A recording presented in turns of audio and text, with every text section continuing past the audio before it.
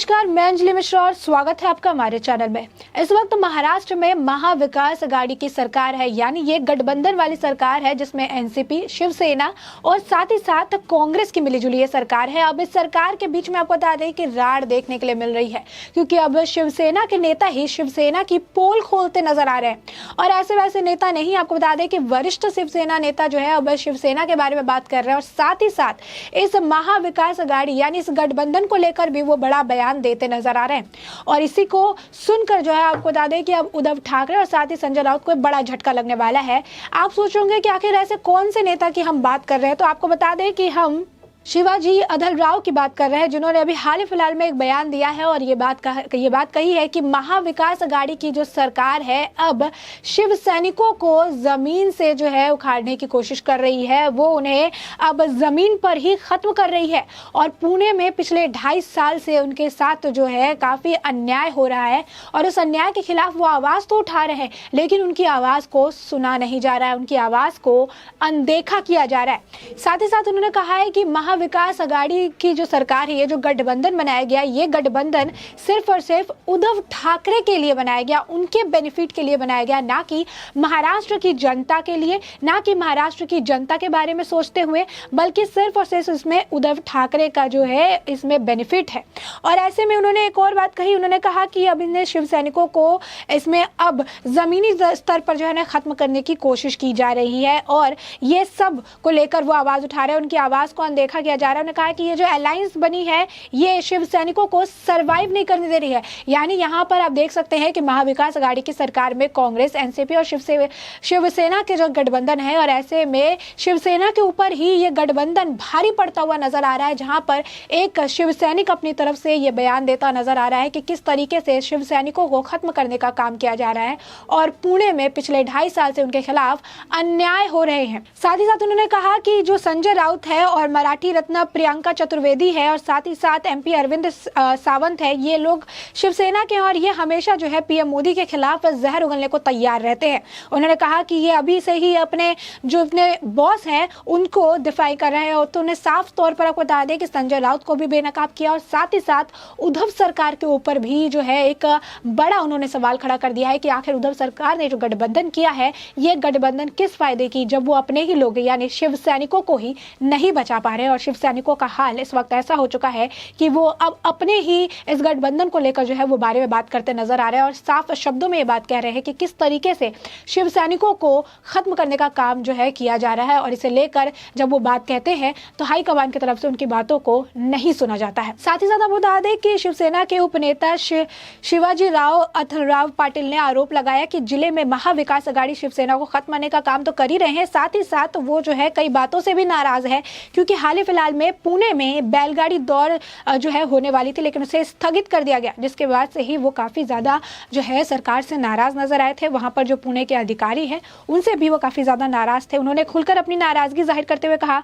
कि अगर महाविकास आगे है तो रहने दीजिए, ये सिर्फ अपने जो है फायदे के लिए है। उन्होंने कहा कि महाविकास आघाड़ी की जो सरकार है अगर वो अपने आप को आगे बता रही है या फिर कह रही है कि हम आगे चल रहे हैं तो अच्छी बात है, लेकिन उनसे जो है हमें कोई फायदा नहीं मिल रहा, यानी शिव सैनिकों को कोई फायदा नहीं मिल रहा है। ये फायदा जो है वो खुद उनके लिए है और उस फायदे का इस्तेमाल भी खुद वो अपने लिए करते नजर आ रहे हैं। आपको बता दें कि शिवाजी पाटिल ने कहा कि हम पिछले 2 साल से महाविकास आघाड़ी की सरकार में है, लेकिन पुणे जिले में हम पर अलग अलग तरह से जो है हमले किए जा रहे हैं। ये अलग अलग तरीके से हमारे पर हमले होते हैं, अलग शिव सैनिकों पर जो है इस तरीके के हमले देखने के लिए मिलते हैं। और पाटिल ने कहा कि इस पर मुझे दुख होता है कि किस तरीके से इतनी सरकार में होने के बावजूद, सत्ता में होने के बावजूद जो है इस तरीके से हमारे ऊपर हमले हो रहे हैं और इस हमलों को लेकर कोई कार्रवाई नहीं की जा रही है, उस हमलों को लेकर हम पर बिल्कुल भी ध्यान नहीं दिया जा रहा है। उन्होंने कहा कि पुणे में शिव सैनिकों की हत्या नहीं की जानी चाहिए, चलो वह शिव सैनिकों के रूप में रहते हैं। उन्होंने कहा कि जो लोग शिवसेना को इस तरीके से सपोर्ट करते हैं, जो अपने आप को शिव सैनिक बताते हैं, उनकी हत्या पुणे में नहीं होनी चाहिए। उनके ऊपर लगातार हमले हो रहे हैं, लेकिन इसके बावजूद उद्धव ठाकरे चुप है। इसके बावजूद हाईकमान की तरफ से कुछ भी कोई बोलने को तैयार नहीं है, क्योंकि अब उद्धव ठाकरे नहीं बल्कि ये जो शिवसेना है वो नहीं सिर्फ महाविकास आघाड़ी की सरकार हो गई जिसमें फैसले लेने का जो हक है एक के पास नहीं है। ये तीनों लोग मिलकर जो है फैसले लेते हैं, सरकार चलाते हैं। और ऐसे में कहीं ना कहीं ये जो गठबंधन है अब शिव सैनिकों के लिए मुश्किल पैदा कर रहा है। ऐसा बड़ा बयान जो है शिवसेना के ही एक नेता जो है पूर्व सांसद देते हुए नजर आ रहे हैं। साथ ही बता दें कि शिवाजी अथलराव पाटिल ने इस बयान से ये बात कहा कि ये सामने आई कि पुणे जिले के महाविकास अघाड़ी में अभी भी दरार जो है वो जारी है, अभी भी ये दरार जो है खत्म नहीं हुई है। अब सभी की निगाह इस पर टिकी है कि पार्टी सुप्रीमो इस पर क्या फैसला लेते हैं। जिस तरीके से उन्होंने अपनी बात सामने रखी है, अब इस पर जो है अब सभी की निगाह टिकी है कि आखिर इस पर उद्धव ठाकरे का क्या बयान निकल कर आता है। उद्धव ठाकरे इस पर क्या कहते नजर आएंगे कि आखिर इस तरीके से जो हमले हो रहे हैं, जो शिव सैनिकों की हत्या हो रही है पुणे में, इसे लेकर अब तक उन पर जो है कार्रवाई, अब तक जो है उन्होंने कार्रवाई क्यों नहीं की, और महाविकास अघाड़ी की सरकार यानी इस गठबंधन पर भी अब सवाल खड़े हो रहे हैं। तो उद्धव ठाकरे चुप क्यों है, उनके तरफ से किसी भी तरीके का कोई समर्थन या फिर बयानबाजी क्यों नहीं की जा रही है। साथ ही साथ आपको बता दें कि बढ़ते कोरोना को देखते हुए, जो स्वास्थ्य को देखते हुए पुणे जिले के मावल और अंबेगांव तालुका में बैलगाड़ी दौड़ का जो है आयोजन इन्होंने किया था। और इस बात की जो एक घोषणा है इन्होंने इससे पहले की थी, शिवाजी अथलराव पाटिल ने इस बात की घोषणा की थी, जिसके बाद आपको बता दें कि कोरोना को मद्देनजर रखते हुए इस बैलगाड़ी दौड़ को जो है स्थगित कर दिया गया, यानी इस पर रोक लगा दी गई, इसे रद्द कर दिया गया। और इस बात से भी ये काफी ज्यादा नाराज है कि ऐसा क्यों किया गया। अब आपको बता दें कि उप मुख्यमंत्री अजित पवार ने जानकारी दी थी कि बैलगाड़ी दौड़ को रद्द करने का फैसला मुख्यमंत्री उद्धव ठाकरे की अध्यक्षता में हुई टास्क फोर्स के साथ बैठक में लिया गया है। यानी साफ तौर पर इसे रद्द करने का जो फैसला है ये उद्धव ठाकरे की तरफ से आया था, और यही कारण है कि अब उद्धव ठाकरे के इस बयान से भी वो काफी ज्यादा नाराज नजर आए थे, काफी नाखुश नजर आए थे, और अब इसी को लेकर वो बयानबाजी करते नजर आ रहे हैं। अब आपको बता दें कि उन्होंने अपनी नाराजगी जो है उन्होंने साफ तौर पर जाहिर कर दी और बता दिया कि किस तरीके से ये जो गठबंधन है शिव सैनिकों के लिए भारी पड़ता नजर आ रहा है। और पुणे में अभी भी महाविकास अघाड़ी की जो गठबंधन है इसे देखने में जो है रार देखने के लिए मिल रही है। अब ऐसे में आप देख सकते हैं कि एक तरफ महाराष्ट्र में बहुत ही ज्यादा हलचल मची हुई है, वहां पर सियासत में घमासान मचा हुआ है। अभी वहां पर सियासी घमासान देखने को मिला, लगातार जिस तरीके से बीजेपी वहां पर हर छोटे चुनाव में जीत हासिल करती नजर आ रही है, ऐसे में अब उनके लिए हर चीज को सही करना, वापस से जो है उसे नॉर्मल कर पाना जो है उनके लिए काफी ज्यादा मुश्किल हो रहा है, क्योंकि कहीं ना कहीं अब वो भी समझ गई है कि महाराष्ट्र की सत्ता उनके हाथों से फिसलती हुई नजर आ रही है। हर एक जीत के साथ बीजेपी जो है एक कदम आगे और महाराष्ट्र की तरफ बढ़ाती नजर आ रही है, और यही कारण है कि अब महाविकास अघाड़ी की सरकार पूरी तरीके से हिल चुकी है। आपको बता दें लगातार हो रहे चुनावों में बीजेपी का काफी ज्यादा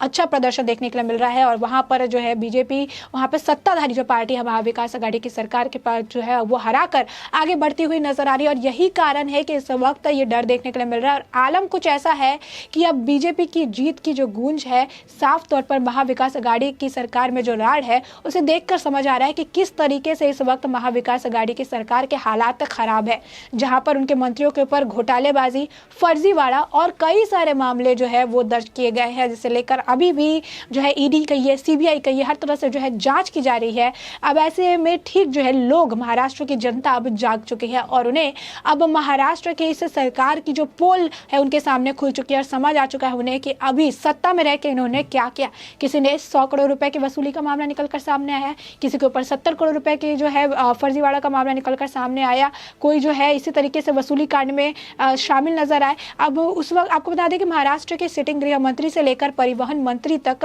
हर व्यक्ति जो है किसी न किसी मामले में फंसता हुआ नजर आया है। हर व्यक्ति के ऊपर, जो बड़े वरिष्ठ नेता जो है उनके ऊपर भी अब जांच चल रही है, और उद्धव ठाकरे के 23 अलग अलग मंत्रियों पर अलग अलग मामले को लेकर अभी भी जांच जारी है। तो साफ तौर पर महाविकास अघाड़ी की सरकार की जो पोल है वो अब लोगों के सामने खुल चुकी है, और यही कारण है कि कहीं ना कहीं अब सत्ता उनके हाथ से निकलता हुआ नजर आ रहा है। और जहां पर लोग तो उनके खिलाफ हो ही चुके हैं, जहां पर जो महाराष्ट्र की जनता है अब उनकी मंशा को समझ चुकी है, उनके कामों को देख चुकी है, और अब उनकी जो सच्चाई है उनके सामने आ गई है। तो वहीं अब आप देख सकते हैं कि एक शिव सैनिक ही शिवसेना के बारे में उनकी पोल खोलता हुआ नजर आ रहा है, और साफ शब्दों में ये बात कहता नजर आ रहा है कि किस तरीके से महाविकास अघाड़ी की जो सरकार है वो सिर्फ महाराष्ट्र की जनता ही नहीं बल्कि अब शिव सैनिकों के लिए भी मुश्किल पैदा करती नजर आ रही है। अब ऐसे में आपको बता दें कि इन्होंने जोरदार जो है तंज कसा है, उद्धव ठाकरे कहिए, संजय राउत कहिए, और उन्होंने बता दिया है कि किस तरीके से शिव सैनिकों का हाल बेहाल है